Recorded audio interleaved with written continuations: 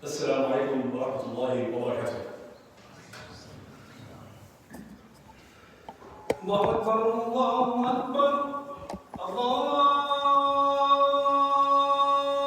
أكبر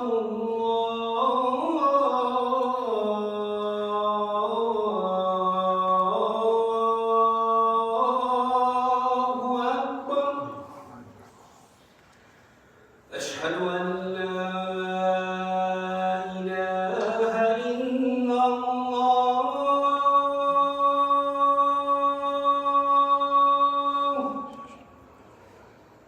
أشهد أن لا إله إلا الله. أشهد أن محمدًا رسول الله.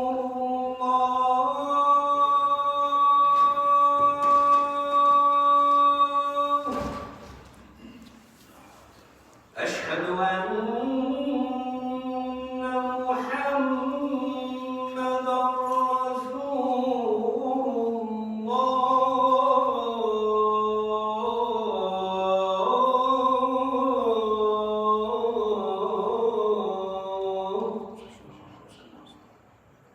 حي على الصلاة.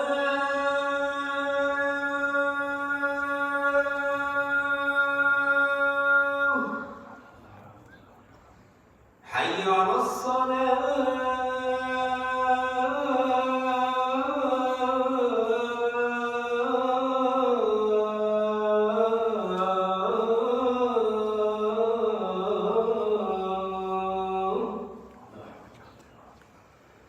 حي على الفلاح.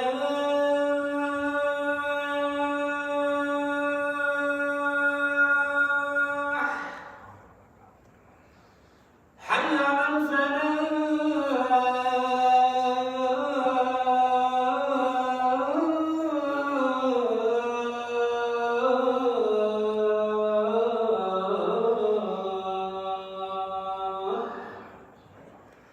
الله أكبر الله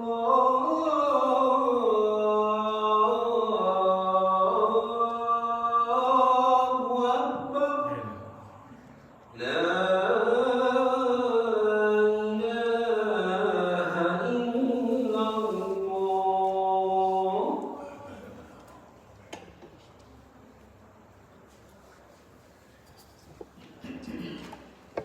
إن الحمد لله نحمده ونستعينه ونستهديه ونستغفره ونعوذ بالله من شرور أنفسنا ومن سيئات أعمالنا. من يهد الله فلا مضل له ومن يضلل فلا هادي له. أشهد أن لا إله إلا الله وحده لا شريك له. أشهد أن محمدا عبده ورسوله. يا أيها الناس إنا خلقناكم من ذكر وأنثى وجعلناكم شعوبا وقبائل لتعارفوا إن أكرمكم عند الله أتقاكم إن الله عليم خبير. يا أيها الذين آمنوا اتقوا الله حق تقاته ولا تموتن إلا وأنتم مسلمون. يا أيها الذين آمنوا اتقوا الله وقولوا قولا سديدا يصلح لكم أعمالكم ويغفر لكم ذنوبكم ومن يطع الله ورسوله فقد فاز فوزا عظيما. All praise belongs to Allah. We praise Him. We seek His guidance and His forgiveness. We seek protection of Allah from the evil of our own selves and our own bad actions. Because wherever Allah guides, no one can misguide. Wherever God leads to go astray, no one can guide him correctly. I bear witness and testify that there is no deity worthy of worship except Allah alone without any partners, and that Muhammad sallallahu alaihi wasallam was the last and final messenger.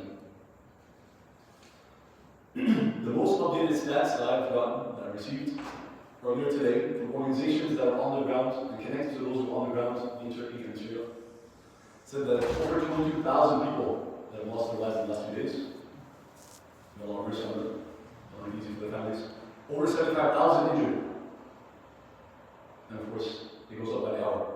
In Syria alone, at least 3,300 plus people that were killed, over 5,000 injured in both government and rebel-controlled areas. And Syria has its own challenges, its own predicaments, millions of refugees, and all sorts of political issues. May Allah make it easy for the Syrians, for the Turkish people. May Allah Allah mercy on those who passed away. May Allah keep the patients, the families patient to all the layers of tests, levels of challenges. We've all watched the videos, we've seen families hearing other family members crying and screaming. They could be inches or feet away, but they, of course, were powerless to help them. We've seen videos of kids and others that were filmed under the rubble, not knowing whether or not they will make it out alive and able to share those videos or not. So we saw some of those videos, some of those people made it out, and for sure there were others who didn't make it out. We also saw a bus, multiple buses from north and northwest Turkey head down south to help out, and they were filled with Uyghur refugees. Communities that were kidnapped, tortured, raped, abused, put in concentration camps. The millions, the years, most of the world has done very little to do anything about it. Those who are fortunate and blessed have made it to Istanbul and other places where they're taking refugees. We have Uyghur refugees in Istanbul. And they saw this as an opportunity to get on buses, they go across Turkey, and go and try to help, risking their lives in the process. Helping after a flood is a little different than helping during an earthquake. The buildings, things are not 100% settled. We know for a fact that people have been very helped and have also got injured in the process. Teams from Far East Asia, teams from Latin America, Venezuela, teams from Europe, and others around the world have done their best to help. And we've received funds, they have received funds from probably every part of the world. So alhamdulillah, there is a silver lining, there's a lot of positives. It's an opportunity, it's a challenge, it's both. A number of things that we can keep in mind. One, patience. Not inaction, not laziness, not giving up, not feeling helpless or hopeless, but patience. And we'll speak about it. Prayer, unity.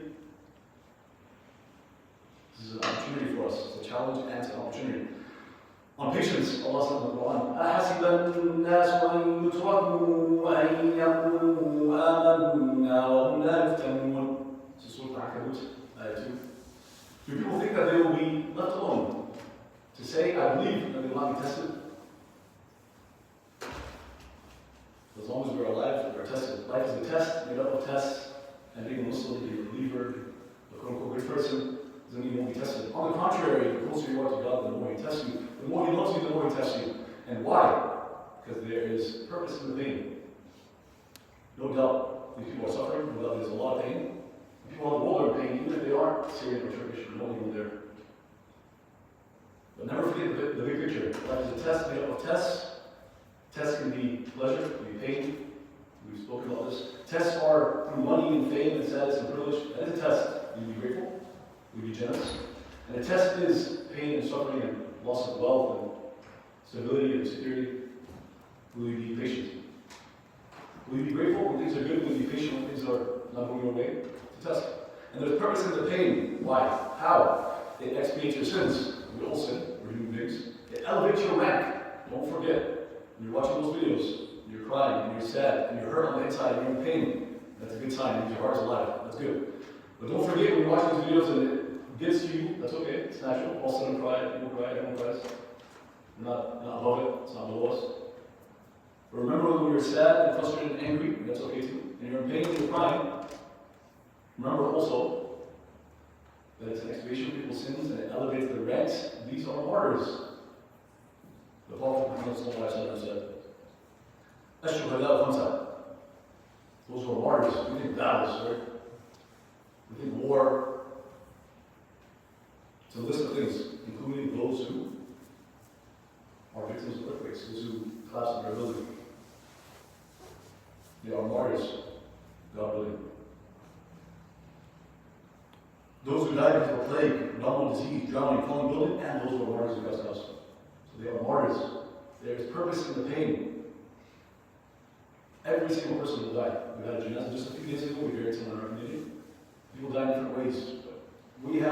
God has a picture, we have a pixel. We don't know when or how we're going to die. We don't know why God does everything that He does. We just know that it's, in the general sense, a test.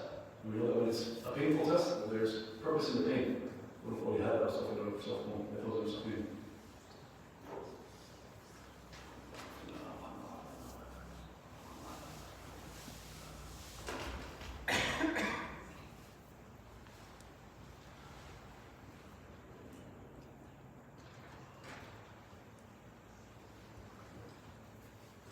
بسم الله والحمد لله والصلاة والسلام على رسول الله. Huge global challenge as well as a huge global opportunity for every single one of us here today. And everybody in the city of Omaha, and Nebraska, and the US, and around the world. It's a huge challenge, it's a huge opportunity. It's beautiful, actually, if you think about it. It's an opportunity for us to do big things.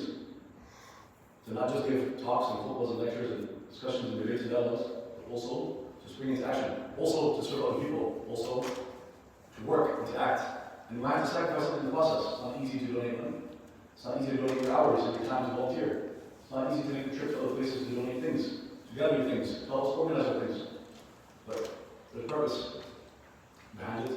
But we will join us, sacrificing, putting in the time, the effort, the energy. Prayer, patience, it's prayer, unity. Dua, supplication, also translated to prayer in English, there are different types of prayers. Our supplication, our prayers, the Prophet tells us, are weapons. Dua is the weapon of the believer. Supplication, praying, and asking God for help. That is a weapon. You should use it all day, every day. Because we need it. Because we're human beings, we're not gods. We're not as powerful as we'd like to be. We're not all powerful, not all knowledgeable. We don't know what's going to happen tomorrow. They didn't know what was going to happen 3 days ago. But no obstacle, no challenge is too big. Nothing's too big for God. Nothing's too expensive for God. No obstacle too challenging for God. So wouldn't you want God on your side? So pray, supplicate. You don't have to memorize the prayer. It doesn't have to be in Arabic. It could be in your language. Be in your heart, your mind, which it's supposed to be. Because the Prophet said he prayed in his language, using his heart and his mind, and using the words that he felt. So in fact, if you memorize the prayer and then you recite it, it's technically not according to Sunnah. Think about it. It comes from your heart and your mind, God knows all languages. But we need God on our side every day. But these challenges and instances just remind us of that. How powerless we really are. Which is saddening, but it's just a reality. But it's also a reality that God is all powerful, all knowing, and He's in control of all things. So why not supplicate? Why not pray? We ask Allah to be with them, to aid them in their suffering, to unite those families that were disunited, to make sure that the whole able to really bring them food and healthcare products and to shelter them, to take them in, and to give them the counseling, the treatment, and everything that they need. That's Allah to ease their pain and suffering. Say Amen. And for those who provide them aid and are sacrificing their lives, and so we ask Allah to aid them, to aid those who are offering aid. Amen. Unity. And Nu'man ibn Bashir reported, the Messenger of Allah said,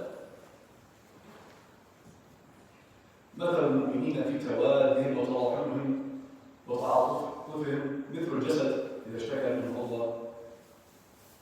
If part of the Ummah, a segment of our community, a segment of the Muslim community is in pain, the rest of the community, the rest of the Ummah, the rest of the global community should feel that pain. Such as, or similar to the analogy of, your hand hurts, your whole body hurts. You have a cough, you can get out of bed. The Ummah, ideally, we should be like one body. We should be unified and united in the sense that when someone is in pain, someone is suffering, someone needs help, others want help. I'm not Syrian, I'm not Turkish. And the majority of you are not Syrian and not Turkish. And some of you are Syrian and Turkish. But today, and yesterday, the last few days, really all the time, it shouldn't really matter. And no one should take this hadith and say, or understand from it, that we're not there at the aid and suffering of those who aren't Muslim, just because they are Muslim. Not at all. We do not see that in the life of the Prophet Muhammad. We are there for Kashmiris, we should be there for the Ukrainians, just to use examples. Tomorrow, a Christian community, a Jewish community, or a group of no faith, a group that is white, brown, black, in the US, east, west, north, south, it don't matter. Human beings are suffering, that's a test for them, how they will react, and a test for us, how we will react. So today, they happen to be a Muslim majority area. Tomorrow, they may not be. We hope that people of conscience and all over the world will rise to the occasion. It's an opportunity for us.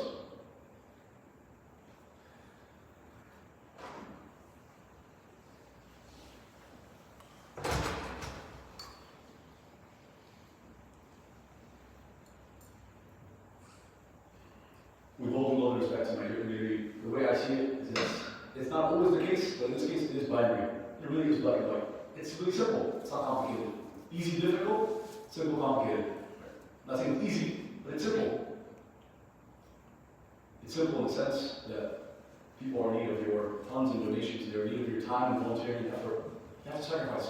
You have to struggle. You have to sacrifice something of your time and effort. You have to sacrifice something from your schedule and other things you hold dear. Bring your kids, bring your family members, get involved. It's a time for you. You look back at this years from now and know that it brought your family together, it brought your Muslim community together, it brought all of us together. It's going to be a beautiful thing amidst all the pain and the struggle. It's beautiful if you really think about it. And let's end with a prayer. اللهم صل على محمد وعلى ال محمد كما صليت على ابراهيم وعلى ال ابراهيم في العالمين انك حميد مجيد. اللهم اعز الاسلام والمسلمين وعلى الدين. اللهم لا تدع على ذنب الا غفرته. اللهم ارنا حقه وارزقنا اتباعه وارنا الباطل والباطل وارزقنا اجتنابه. اللهم اتنا في الدنيا حسنه وفي الاخره حسنه وقنا عذاب النار. Allah, forgive us our sins, have mercy on us, protect us. Allah, we need you. Be with us. Keep us patient. Remind us of prayers and our duties. Remind us to help us in being united. Allow us to overcome any preconceived notions and erase any stereotypes, any illnesses of the mind and heart.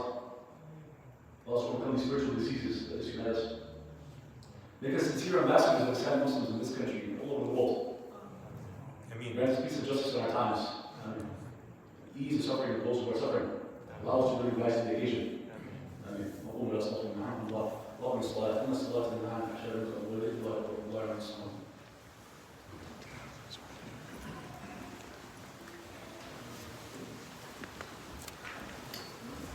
الله أكبر الله أكبر أشهد أن لا إله إلا الله أشهد أن محمدا رسول الله حي على الصلاة حي على الفلاح قد قامت الصلاة قد قامت الصلاة الله أكبر لا